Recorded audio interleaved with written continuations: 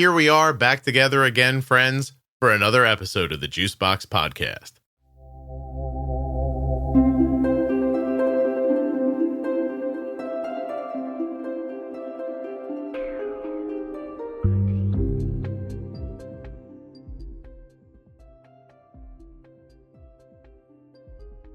Erika and I are back again today with part 2 of her Caregiver Burnout series. Please don't forget that nothing you hear on the Juicebox Podcast should be considered advice, medical or otherwise. Always consult a physician before making any changes to your healthcare plan or becoming bold with insulin. When you place your first order for AG1 with my link, you'll get 5 free travel packs and a free year's supply of vitamin D. drinkag1.com/juicebox. Don't forget, if you're a U.S. resident who has type 1 or is the caregiver of someone with type 1, visit t1dexchange.org/juicebox right now and complete that survey. It will take you 10 minutes to complete the survey, and that effort alone will help to move type 1 diabetes research forward. It will cost you nothing to help. If you're looking for community around type 1 diabetes, check out the Juicebox Podcast private Facebook group, Juicebox Podcast, Type 1 Diabetes. But everybody is welcome. Type 1, Type 2, gestational, loved ones, it doesn't matter to me. I'm having an on-body vibe alert. This episode of the Juicebox Podcast is sponsored by Eversense 365, the only 1-year wear CGM. That's 1 insertion and 1 CGM a year. 1 CGM, 1 year. Not every 10 or 14 days. EversenseCGM.com/juicebox. This episode of the Juicebox Podcast is sponsored by Cozy Earth. Use the offer code JUICEBOX at checkout at CozyEarth.com and you will save 40% off of your entire order. This episode of the Juicebox Podcast is sponsored by the insulin pump that my daughter wears, Omnipod. Learn more and get started today with the Omnipod DASH or the Omnipod 5 at my link, omnipod.com/juicebox. Erika, welcome back. Thank you. It's good to be back. Excellent. I love seeing you. And we're here to add another episode to your Caregiver Burnout series. This is going to be episode 2. Yes. Would you give me kind of an overview of what you think this one's about? Yeah. So, and just as a quick summary, that we're going through 6 themes, but we're going to be talking about them through the kind of the lens of a barrier to why it's so hard to take care of yourself as a caregiver. The first one we talked about was experiencing chronic sorrow. Today, we're going to be talking about assuming responsibility for glucose highs and lows. And again, these 6 themes or burdens or barriers have been identified through research that has all the research that's ever been conducted on caregiver burden, caregivers to children with type 1. So, yes. Can I just ask quickly, does this apply to other people? Like if I was caregiving some other illness, would this apply, or is it very specific to diabetes?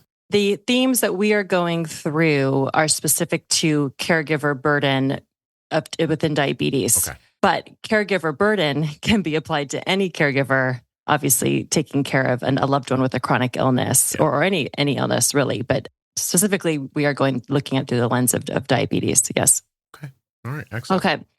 So assuming responsibility for glucose highs and lows, this is obvious because you as the caregiver are most likely making the decisions, right, of how much and when to dose. And like we did in the first episode, I'm going to read a quote from the research that will hopefully resonate with you. This is from a parent in the research. So this parent says, "It's kind of a guessing game. I know it's based on math, but diabetes doesn't always listen to math. No matter how hard we try, diabetes is going to sometimes just throw us a curveball. I'm trying to do my best for my son's diabetes, but I can't. I can't keep it on track, which is very frustrating. It is scary to think I'm causing serious damage to my son's body." That's heavy. That's heavy. Yeah. And this is going to be a little heavy in the beginning here because it is hard and complicated. And the fear And the risk of a low and a high is real. And so I'm not minimizing the true sense of responsibility around that experience as the caregiver. As I already said, you are the one, particularly if your child is younger, you are making the dosing decisions along with your endo. But if you're, taking on the independence and ownership of changing carb ratios, of changing basal rates, of changing anything in terms of the insulin dosing and treatment, you are carrying that sense of responsibility. So I just want to highlight and emphasize and validate that. Yeah, no, absolutely. Okay. Yeah, we're not saying anything here like, oh, don't worry about it. It's okay.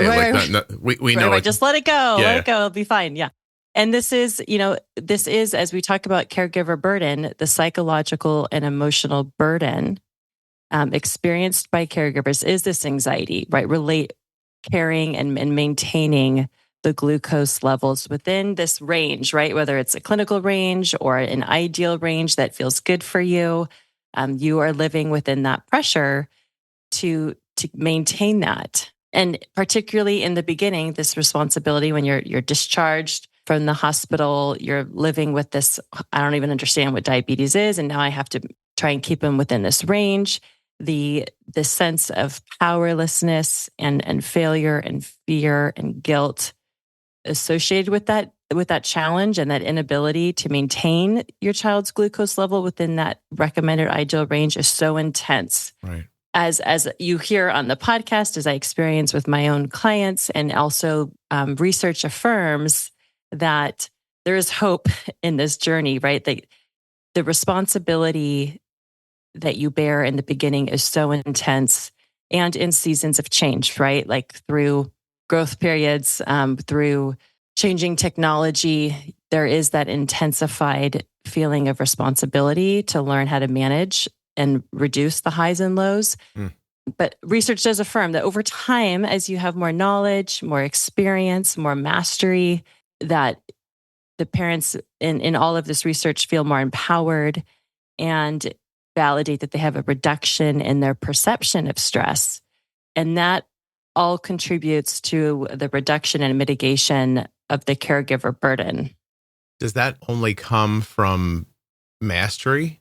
Like getting better at diabetes, quote unquote? Like, is that where that comes from? Or do you, because I'm thinking that I've gained some perspective over time too about, if her blood sugar is 150 for a couple of hours, like, it's not the end of the world kind of a thing. Mastery and experience, as we say a lot, right, in our community, that it is a time learned experience that over time you learn how your blood sugar or how your child's blood sugar is going to respond to certain variables, right? Mm-hmm. So we always are going to have the unknown variables, but over time you do learn. So it's kind of that combination of you understand how the insulin's working, how your body and your child's body is working and responding to the insulin, and then you become more confident in that journey. Does it happen for everybody, or are there some people who get stuck on the "this is killing them" feeling?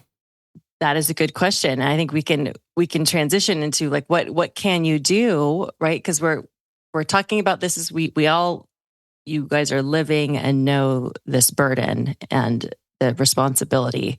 And what happens if it's been weeks, months, years, and you're still living with this sense of, like this parent says, it is scary to think I'm causing serious damage to my son's body. Right. And if that quote is resonating with you, that you are feeling that and thinking that on a consistent basis, I think we can, let's transition into what can you do with that. If you haven't developed that competence and confidence over time. Mm-hmm. So getting into the tool, right? So we're going to talk about the burden or the barrier to self-care, and then the tool. And we're going to talk about some self-talk tips today that we have sprinkled in across our various episodes. But hopefully today will be helpful to focus in on some self-talk tools. Before we do that, I do want to talk about the psychological implications of devices, not only for obviously the person wearing the devices, but as we've discussed before, it's such a benefit and blessing and bonus to have all of this data in our hands all of the time if your child is wearing a CGM. and it helps us, it informs our decisions, but also there isn't a lot of research and interventions of like, what do you do if that is causing so much anxiety for you as the caregiver? Mm-hmm. When we did not have CGMs, were caregivers living with this intense anxiety? I don't know, maybe. But now you're in this constant feedback loop of information. And if you're already kind of run in an anxious space, how is that impacting you? It's different for everybody, but I think just to note that there are real psychological implications for all the technology and devices that we have. And we're trying to kind of catch up, right? And say, how do we live with all of this? Right. Well, it can feel like I've heard reported back from people, right, that the information, it feels valuable if you know what to do with it. And if you don't, it could just be a sign that says, hey, you screwed up. Hey, you screwed up. And, and sometimes every 5 minutes it'll tell you that. That's right. It's funny because some people can receive information like that and just think, oh, I did the wrong thing. I wonder what to do next. I'll try again. And some people, it hits them much deeper. And I would say freezes them to some degree, mm-hmm. right? And then all they hear is, I'm doing it wrong. And the rest of it kind of melts away. Yes. Yeah, that's upsetting. Yes. This episode of the Juicebox Podcast is sponsored by the Eversense 365. Get 365 days of comfortable wear without having to change a sensor. When you think of a continuous glucose monitor, you think of a CGM that lasts 10 or 14 days. But the Eversense 365, it lives up to its name, lasting 365 days. That's 1 year without having to change your CGM. With the Eversense 365, you can count on comfort and consistency 365 days a year. Because the Eversense silicone-based adhesive is designed for your skin to be gentle and to allow you to take the transmitter on and off to enjoy your shower, a trip to the pool, or an activity where you don't want your CGM on your body. If you're looking for comfort, accuracy, and a 1 year wear, you are looking for Eversense 365. Go to eversensecgm.com/juicebox to learn more. This episode of the Juicebox Podcast is sponsored by Cozy Earth. And right now, I'm looking at CozyEarth.com to see what's going on. I got, look at this, bamboo pajama set for ladies. The jogger pants for ladies. Looks like plush lounge socks. That's one of Oprah's favorite things. There's the bath collection. We love the waffle towels, but there's also premium plush bath towels. Everything that you see here can be had for 40% off with the offer code JUICEBOX at checkout. Even the sheets. Now, we use the bamboo sheets. You may choose different linens. I don't know what you're going to love when you get to CozyEarth.com, but we sleep on bamboo sheets from Cozy Earth. They are incredibly comfortable, and I bought them myself with my own money using my own offer code, JUICEBOX at checkout. 40% off is what I saved. You can as well at CozyEarth.com. And so, starting with, yes, there is a real sense of responsibility in managing your child's blood sugars. That is true. And then I want to challenge, and what we're going to have the conversation about today is like, what's underneath that feeling of responsibility? Mm-hmm. So there's the reality, right? You don't want your child to go high and have long-term complications. You don't want your child to go low for, all of the obvious reasons, seizures, et cetera, and the fear around that. But what we're going to discuss is, noticing the why. What is underneath the obvious of that responsibility? And so is it fear? Is it a fear that maybe you don't actually know? Does your child's pump have the right settings? Are you correcting at the appropriate rate? So do you need more education around it?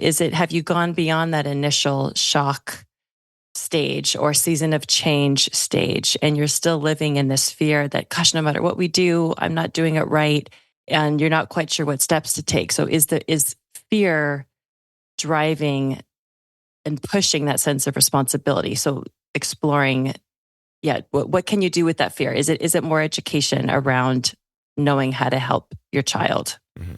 I know these are like all easier said than done, but I think it is important to name them. Is it guilt?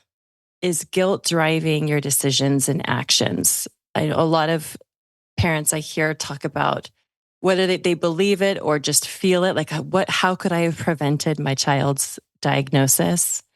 And then from that guilt, if you do feel like you could have or wished or hoped you could have, are you now living in a state of, I'm going to do everything I can to protect my child? And so I feel so responsible for every action and reaction because of this guilt that's driving your actions. Should I keep going, or sorry, do you want to? No, I think you should keep going. Honestly, I don't have a ton to say at the moment, and I appreciate how you're going through this. Okay, is it shame? And Brene Brown, as we've shared before, she talks about the tapes that we have in our head that are just on replay. And are you living in a space where you're constantly hearing yourself say, as you already said, I'm never good enough. Mm-hmm. I'm never going to get this. And if that's kind of where you're living, then you're going to feel and take on that responsibility even more so, because either you want to avoid feeling that shame. If it's like, oh, the blood sugar goes high, oh, I'm never going to get this. I'm a terrible person. Or the low, and fearing something terrible and tragic happening to your child, which again is real, but is shame and trying to either avoid that, or is that driving that behavior? I think when we do get confused oftentimes when we talk about guilt versus shame, and guilt can be kind of productive, right? It can say, oh, oops, I made a mistake. I don't feel good about that, but I can change that. Whereas shame is, I am the mistake. Yeah. And the obvious example is, oh, we didn't bolus, we didn't inject enough insulin, and now my child's 300. Next time, we'll try giving it a little bit more or a little bit earlier. Right. Versus, we are never going to get this. This is, and I'm causing serious damage to my child's body, and I'm a terrible parent. And staying in that space is the shame. Do you think that having the autonomy to make changes to insulin alleviates that to some degree? Because it occurs to me that if you're set up with poor settings, for example, or a poor understanding of what you're doing from your doctor, you either see yourself as the agent of evil, right? Like, I'm doing the thing and it's wrong and it's my fault. Or you see people blame the doctor. Well, the doctor's not helping us. It's their fault. It's not my fault. And, so you either put that shame on yourself, or you blame. Yeah, it's shame or blame, right? Like, I like that. I can't, like, it's every time we get to the end, I'm like, oh, that's exactly what she said. But you seriously, like, when you look into the community, that's what you see. Either people blaming themselves or blaming someone else, one or the other. So I'm either ashamed I can't figure this out, or I'm blaming this person. Neither of those things get you to the answer, because if the truth is the doctor's not helping you, you can blame yourself or blame them all you want. It's not going to change as long as that's your physician. And vice versa, if the doctor's giving you something that's actually actionable that you just don't know how to put into play, the doctor's not going to change what they're telling you. This is the thing they know how to say. So that's where people get stuck. And it occurs to me that I see people very frequently talk about, I struggled for years until I realized I could change my basal if I wanted to. Like that one simple step seems to help people immensely. My daughter is 20 years old. I can't even believe it. She was diagnosed with type 1 diabetes when she was 2, and she put her first insulin pump on when she was 4. That insulin pump was an Omnipod, and it's been an Omnipod every day since then. That's 16 straight years of wearing Omnipod. It's been a friend to us, and I believe it could be a friend to you. Omnipod.com/juicebox. Whether you get the Omnipod DASH or the automation that's available with the Omnipod 5, you are going to enjoy tubeless insulin pumping. You're going to be able to jump into a shower or a pool or a bathtub without taking off your pump. That's right, you will not have to disconnect to bathe with an Omnipod. You also won't have to disconnect to play a sport or to do anything where a regular tube pump has to come off. Arden has been wearing an Omnipod for 16 years. She knows other people that wear different pumps, and she has never once asked the question, should I be trying a different pump? Never once. Omnipod.com/juicebox. Get a pump that you'll be happy with forever. Yes. And it's whether it's a light bulb moment or a sense of, okay, I can take kind of agency or ownership over this in a safe way. You can't force that, right? That is a journey that people are on independently, but that does feeling empowered to do that, that comes from somewhere. Yeah. To feel like, okay, I can do this. I can make this change, and we can do this slowly and safely, or however, it feels appropriate. Can I ask a question? When I hear people say, I just got done interviewing somebody an hour ago, and he said something that people say constantly, right? Like, I wasn't taking good care of myself as an adult with type 1. Then we had a baby, and I looked at the baby, and I thought I need to be around for the baby. And that seems very real to me, that people are able to do things, make leaps for other people easier than they can for themselves. But then for the people who get stuck in this shame thing as parents, as caregivers, that same connection seems to fight against them instead of be on their side. Does that make sense? You know what I'm saying? Like, so as a caregiver, say that last piece again.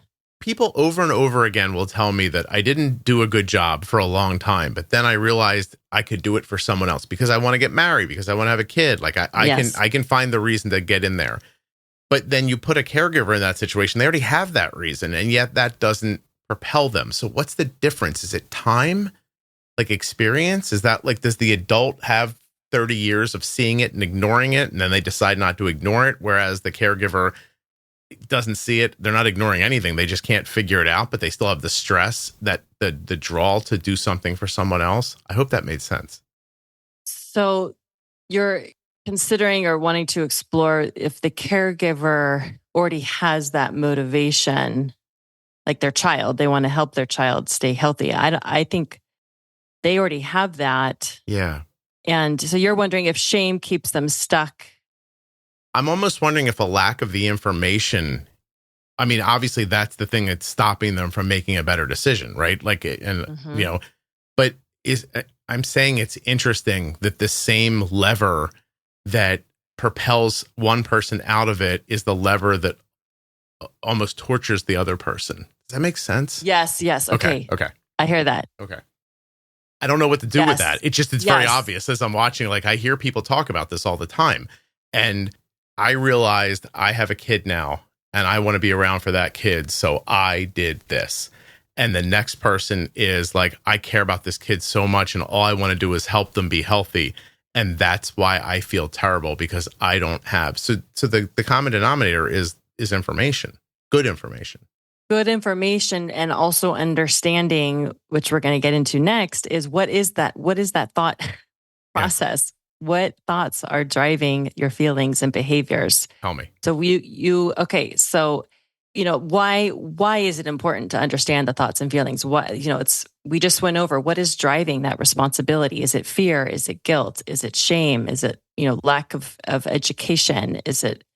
Are you motivated by comparison also? Are you feeling like I have to keep my child's A1C in this range and their blood sugar in this range because that's what I see on Facebook, whatever, right? Like, what is driving that?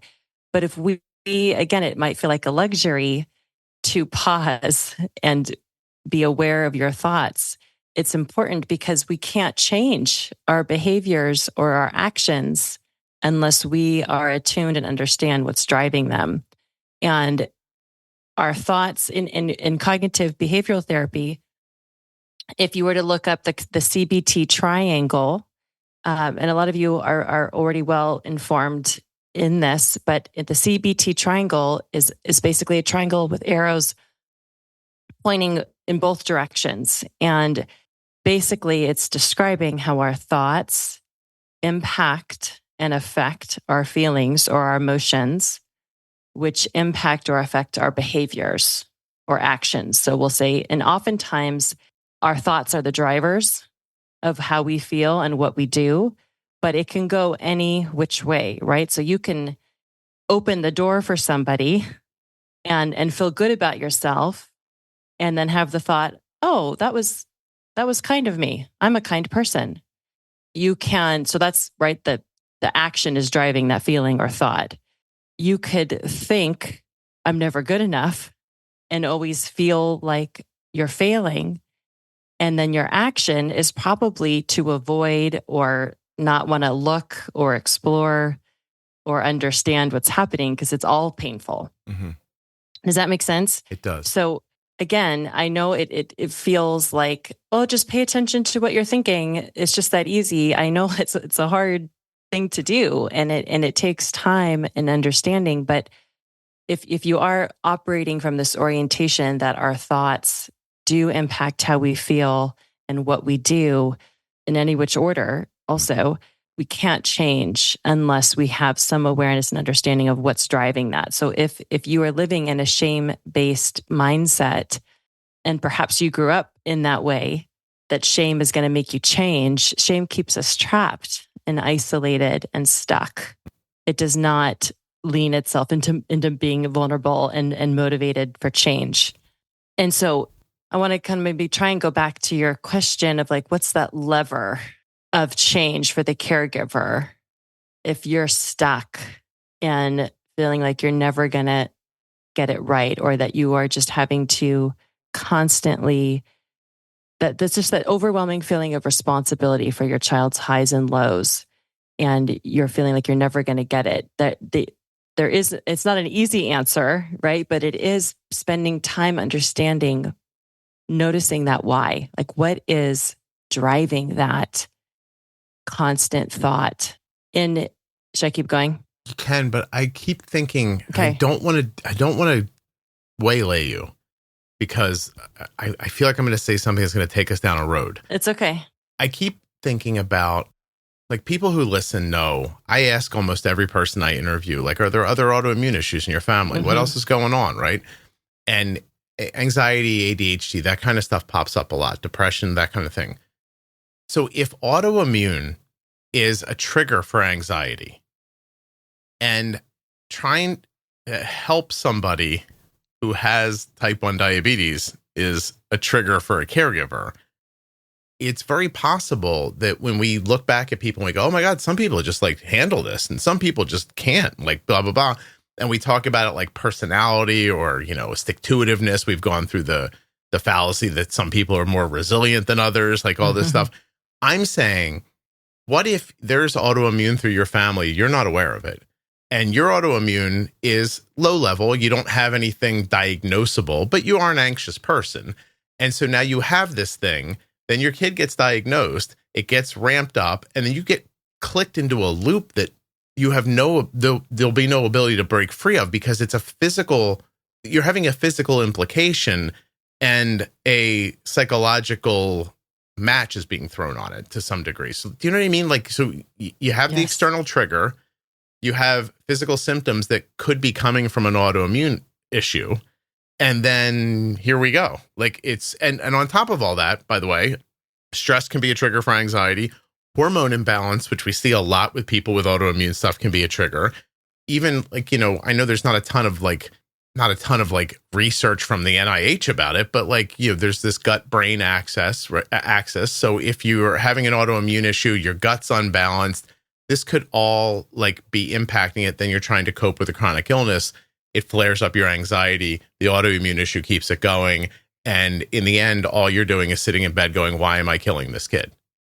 Mm-hmm. And so, I mean, I like talking about it so that people can understand bigger picture, but I don't want them to, like, therapy would be a great idea. I'm not saying it wouldn't be, but I also think you should find out if you're having an autoimmune response as well, because it could be, I mean, listen, I'm not a doctor, Erika. I think we've gone over that a number of times, but I don't know how many people I got to talk to who have autoimmune in their life who are also like closely related to an anxious person or have anxiety themselves. So anyway, I got to get that out, or I'm going to feel like it's stuck in my head the whole time. And I didn't mean to cut you off. No, it's good. Yeah. That is an excellent point, because then it's like, well, then what do you do, right? Like that's so complicated. And then you're in facing a chronic illness where, what is anxiety? Feeling like you're out of control and doing anything you can in your mind to get that semblance and sense of control. Right. And when you are trying to manage your child's diabetes and you're trying to be, quote, in good control, which I know we steer away from that language, but that's what you're trying to do. And we steer away from that language because some people have such a hard intersection with it. But for the people who aren't anxious, they hear that and they go, okay, marching orders. I know what to do. Bang, bang. And then they go get it done. Like, so if it's a physical limitation and then you get thrown into it, but you feel like it's just a personal failure, you know what I mean? It would be like if you felt like having cancer was a personal failure and somehow no one knew to tell you, no, that's not true. That's how this all feels to me, if that makes sense. I'm saying if that makes sense too much today, but which I think is no, but it does. Because it's hard. It's hard because we can't say, go do this and this, it's going to fix it. This is a conversation of bringing awareness to a really challenging issue of a caregiver trying to keep your child in good health. But are you noticing that overwhelming sense of responsibility that may be more than you can handle and manage, and it's not sustainable? If you're an anxious person who didn't get good direction from a doctor and you're floundering and you have an autoimmune issue on top of all that, I might as well take somebody 4 feet tall and tell them to go out there and block Shaq. You know what I mean? Like, it's just, I don't know how you're supposed to accomplish that. You don't have any of the tools and you have a number of things going against you while you're doing it. That's all. Yes. Yeah, that's all. Erika, you always make me feel like hopeful and beaten at the same time. Oh, gosh. I'm like, look, we're shining a light on this thing that they can't do anything about. Like, but you can do something about it, right? You can. Go ahead. You can. Yeah. So as we're talking, my hope is that you are able to just, even if it's a few minutes during this episode, kind of checking in with yourself. We all, again, going from a cognitive behavioral therapy orientation, we all have these core beliefs that we're living from and out of that often are originated and stemmed from our childhood. And core beliefs lead to automatic thoughts. And those can be positive, they can be negative. You can have a blend, right? So a core belief could be, I am valued or valuable. And your automatic thoughts stem from that. In the name, since we're talking a lot about shame today, if you have a core belief that you're never good enough or not good enough, then your automatic thought would be obviously more negative when you see your child's blood sugar going up, that I'm failing, I'm never going to get this, I'm causing serious damage. And that's coming from your core belief system. And it's hard and takes time to understand that. But I think as human beings, we're going to have those moments, right? Like, this is normal journey of growth and learning and disappointment and grief and loss, all the things that we've talked about in all of our previous episodes. But we're wanting to encourage to notice, just like we want to notice our patterns and our blood sugars, notice the patterns of our thinking.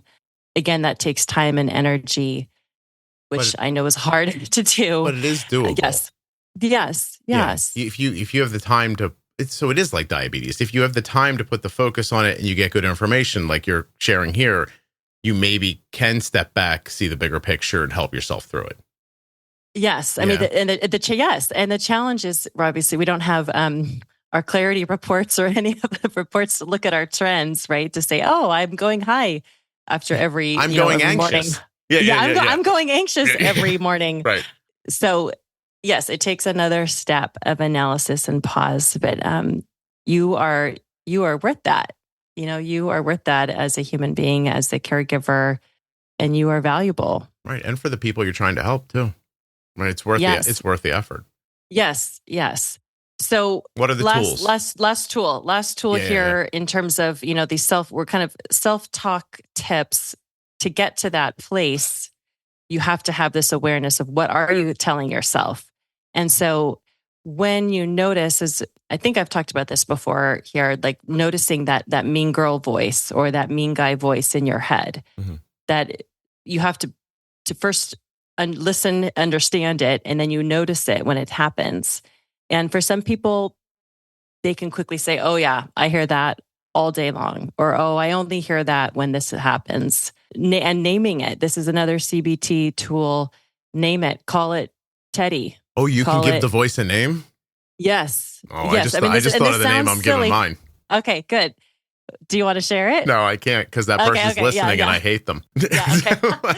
Yeah, some people... Now, by the way, 15 different crazy people think I just thought of their name. It's not you. Go ahead. Brene Brown calls it the Kerr gremlins. Sometimes people call it a color monster, etc. Yeah. And naming it sounds silly, but in that process, you are telling your mind that you are separate from those thoughts. Like when we feel like I'm never good enough, I'm never going to figure this out, I'm a terrible person. That's when in acceptance and commitment therapy, they talk about that's thought fusion. Like that thought is a part of you. Mm-hmm. And what we want to do is do like this thought diffusion. And so by naming it, you're telling your brain, oh, this is not me. This is my old past. This is my history. This is this is not nice. Right. So you're naming it, you're acknowledging it. Okay, monster, I know you're trying to tell me that I'm not good enough, but in cognitive behavioral therapy, you can kind of tell it to be quiet, to tell it to shut up. You can tell it I'm turning the volume down. Some people don't feel comfortable with that because it feels more like combative, and that creates more conflict in your mind. In acceptance and commitment therapy, you can name it, acknowledge it, and say, okay, monster, I see you. And I know you're trying to tell me I'm not good enough, but that actually, you're kind of you're sitting with it and it's there and you're separating yourself from it, which by the way, also interrupts the pattern, right? Like when you're spinning and spiraling, it feels like you can't control your thoughts. So with this tool, by naming it, talking to it, acknowledging it, you're interrupting that thought pattern. And then you're saying, okay, actually, the truth is, and replace it with a truth that feels, it might feel not 100% accurate in the moment, but that's where you want to get to. Like, I'm doing the best I can. I'm learning. I'm taking it one day at a time. Whatever truth statement that feels easy enough to remember and say, because you're wanting to interrupt that pattern of you're a failure, you're never going to get it, you're not good enough. I think you just made me realize that Eminem went to therapy. Because do you know that song, The Monster with Rihanna? I'm friends with the monster that's under my bed. Get along with the voices inside of my... I'm like, oh, I think he might have went to therapy and then wrote that. Yeah, you might have. That was good. That was our a good podcast is not big enough to reach Eminem. But I definitely, like that's what I thought. Like, oh, he sounds in touch with that idea that you just said. Huh. Mm-hmm. Okay. Mm-hmm. Maybe you guys could just listen to that song and skip therapy. Yeah. I don't think it works that way. Can you imagine? Eric could be out of a job. Oh. We would just send songs to people of people who've been in therapy already. That is good. I've never thought about that song, but yes, it does feel like that. It just felt like that's what you were describing, is that somebody who, found a way to separate the voice from themselves. Mm-hmm. That's all. Anyway, I could be completely wrong. Somebody's going to write in and be like, that's about heroin. And I'll be like, oh, never mind. Gosh. Yes. I mean, these are, I know it's easy and we're kind of laughing that it is a process and a journey of recognizing what tapes are running in your head and how much is that contributing to, in this particular theme, the responsibility of the highs and lows of your child's blood sugar. Yeah. I would like to thank you for believing in how I present stuff on the podcast enough to come on and talk about super serious stuff while I say dumb shit in between. because I do really think that this is another one of these things that if it wasn't, you can think about it any number of ways you want, like present it in a relatable way, whatever. I just don't think it's something people would hammer through. Do you know what I mean? Like if you just came on here and were like, and you read that stuff out loud, people would be like, oh geez. And not that it wouldn't be incredibly valuable for them. I just think people have trouble, like, sitting and hearing that stuff and taking it in that way. So and plus you're teaching me as I'm talking, like, as you're speaking, I'm like, oh, that makes sense. This makes sense. I even saw at one point, like we did that 5, 4, 3, 2, 1 grounding technique. Mm-hmm. And I thought, oh, that would work here. You know, like, and you talked a little bit about, gosh, how did you put it? Like core beliefs. And I thought of that from like other episodes. And I was like, by the time Eric and I get done, I'm going to be healthy. And hopefully other people listening could be as well. You know, Yes. It's tough to think that 38-year-old you could be feeling like I can't do this because of something that happened to an 8-year-old you. You know, but it's very likely that that self-talk you have is rooted in something you don't even remember anymore. You know? Yes. Well, that you don't consciously remember anymore. Yes, it is powerful to think that. After you get done talking and I realize I'm following you, I'm proud of myself. But I'm also proud of you because of the way you lay it out. It just, you're explaining and then giving me time to go through it. And I'm hoping that's translating to people listening, which I think it is. I just don't think it's a thing. Like if I was actually in therapy right now, I'd be so busy spilling my guts. I don't know if I'd be able to like hear what you were saying. Like I like this format for that, you know? Yes. Yeah. Yes. Well, it's a journey, but thank you. No, it's a journey. Yeah. It certainly is. I talked to a guy the other day about like, he's like 70 talking about his children in their 30s and they're coming back and asking questions still. And I thought, that's always going to happen? I was like, I thought there was a break coming at some point. There's not. And then it really made me think like, you know, otherwise just like well-adjusted people and doing okay in the world and everything. And if you looked at them from a distance, you'd say these people got it together, you know, but they still need help. So there's nothing wrong with asking for help, I guess is what I'm getting at. That's right. Yeah. That's right. Are we done? Did we do it? We're done. We're paused. Yes, we're done for episode 2. All right. Come back for episode 3. How many episodes are there going to be? 6? 6. When this started, Erika said, I don't know, we could probably do this in like 3 episodes. And I was like, all right, not if I start talking in the middle, we're not going to be able to. I appreciate this very much. Thank you. Thank you. A huge thanks to Omnipod. Not just my longest sponsor, but my first one. Omnipod.com/juicebox. If you love the podcast and you love tubeless insulin pumps, this link is for you. Omnipod.com/juicebox. I want to thank the Eversense 365 CGM and remind you that you may be eligible to experience the Eversense 365 CGM system for as low as $199 for a full year. You can visit eversensecgm.com/juicebox to find out more details and learn about the eligibility. Huge thanks to Cozy Earth for sponsoring this episode of the Juicebox Podcast. CozyEarth.com. Use the offer code JUICEBOX at checkout to save 40% off of your entire order. If you're newly diagnosed, check out the Bold Beginnings series. Find it at juiceboxpodcast.com up in the menu, in the featured tab of the private Facebook group, or go into the audio app you're listening in right now and search for Juicebox Podcast Bold Beginnings. Juicebox is one word, Juicebox Podcast Bold Beginnings. This series is perfect for newly diagnosed people. Thank you so much for listening. I'll be back very soon with another episode of the Juicebox Podcast. If you're not already subscribed or following the podcast in your favorite audio app like Spotify or Apple Podcasts, please do that now. Seriously, just to hit follow or subscribe will really help the show. If you go a little further in Apple Podcasts and set it up so that it downloads all new episodes, I'll be your best friend. And if you leave a 5-star review, I'll probably send you a Christmas card. Would you like a Christmas card? The episode you just heard was professionally edited by Wrong Way Recording. WrongWayRecording.com.